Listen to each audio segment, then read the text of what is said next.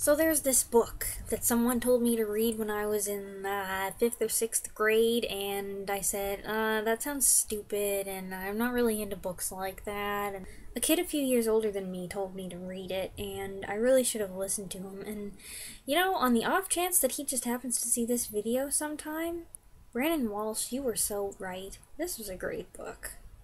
The book was Watership Down by Richard Adams, and it's not about a bunch of bunnies just kind of hopping along, and it's not about a ship going down. I started reading it in the dark in a parking lot, and I was like, oh, fine, I'll try, and yeah, 2 pages into it, I was like, this is not just about bunnies, this is like hardcore rabbit stuff. This is like political rabbits. 2 rabbits have an ominous feeling that something dangerous is coming to their home, so they and a few others that they're able to persuade to come with them escape and try to establish their own little community.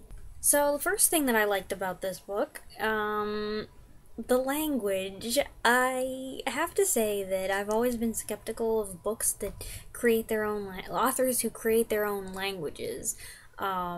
Because the people who are hardcore fans of them, they just get all crazy and they're like, oh yeah, I can speak Klingon or Elvish. However, Adams slowly introduced this new vocabulary, and I don't know, just the sound of the words, they were so pleasant.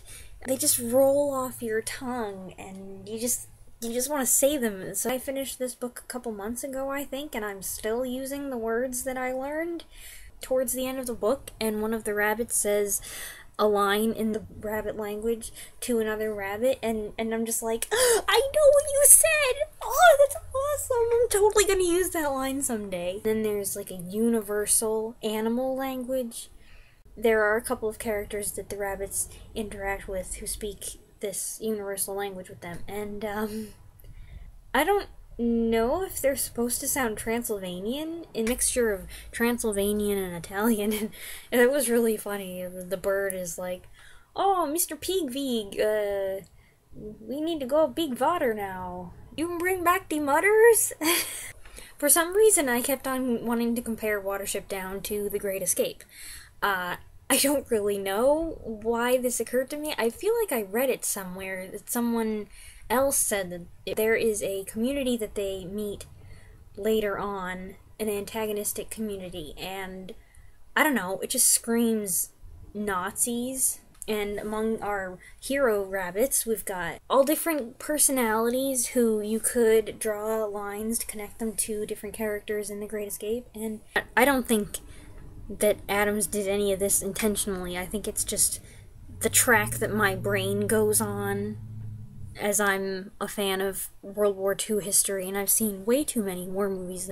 I just loved the characters. Like, even the characters that I hated because they were terrifying, I loved them too. I love it when an author makes me change my mind about somebody, and that's what happened with the character Bigwig. His name is really Thlaley, which means fur head. How cute is that? I thought that Bigwig was gonna be like the bully rabbit, like the character Brutus and Mrs. Frisbee and the Rats of Nim. I thought that he was gonna be the big tough guy who pushes around our hero and ultimately wants to take over. I thought he was gonna do a power grab. I was so wrong. He ends up being like almost my favorite character. Almost. Very close. But like, my favorite character was definitely Pipkin. Pipkin, whose name is really Hlauru. He was so sweet. He was like, if there was a rabbit that I wanted to be a real rabbit and take home with me, it was Pipkin. Pipkin is the die-hard loyal friend. He's the one who will just cling to you with steadfast loyalty and gratitude, and when you're feeling down, he comes along. He's like, hey, I still believe in you, and I'm not gonna bother you if you don't want to talk about it, but just know that I'm just right here. That's why this book worked so well.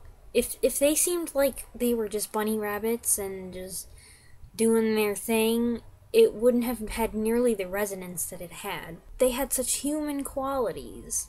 I had 2 complaints against the book. Number 1, there were points where there was just too much detail and it just slowed down everything, and I couldn't wait to get past it onto, the bigger, better, exciting things. When they'd stop and they'd all be gathered together and one rabbit would tell a story of the rabbit mythology. Stories about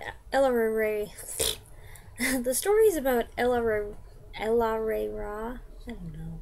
They were relevant. They had a correlation to the rabbit's feelings at the moment, or they showed them some way to get out of a situation that they had. It was a little tricky sometimes to get into it. It got better as it went on, but it was tricky. And my other problem was with Hazel. Hazel is the main character. He's supposed to be the leader who's really inexperienced, and he's just kind of testing the waters, testing to see if the rabbits are actually going to follow him willingly, if they'll believe what he says, and so he stumbles a few times, and I like that. I like that he was a flawed character, except a little before the halfway point, he does something that it seemed like the stupidest plan, and it was completely unnecessary, and he was doing it out of selfish motives. It just ended up causing trouble. Now, he did get kind of what he wanted out of it, but not without a little bit of pain and difficulty along the way, not just for himself, but for some other rabbits. And then towards the end, he was still Hazel Raw. He was still the leader, and everyone revered him and in this high position, and I can't help thinking, if you guys only knew how stupid he was back there, you wouldn't feel this way. I guess he kind of makes up for it, but not enough, in my estimation, that he really deserves all the praise and laud and honor. But that's kind of how life goes sometimes, so in that sense, I guess there's some verisimilitude. Overall, I really enjoyed it, and I'm glad that I finally buckled down and read it. I really should stop being prejudiced against things, so I'm glad I didn't miss out on that one, and, I feel so much more connected to the rabbits these days.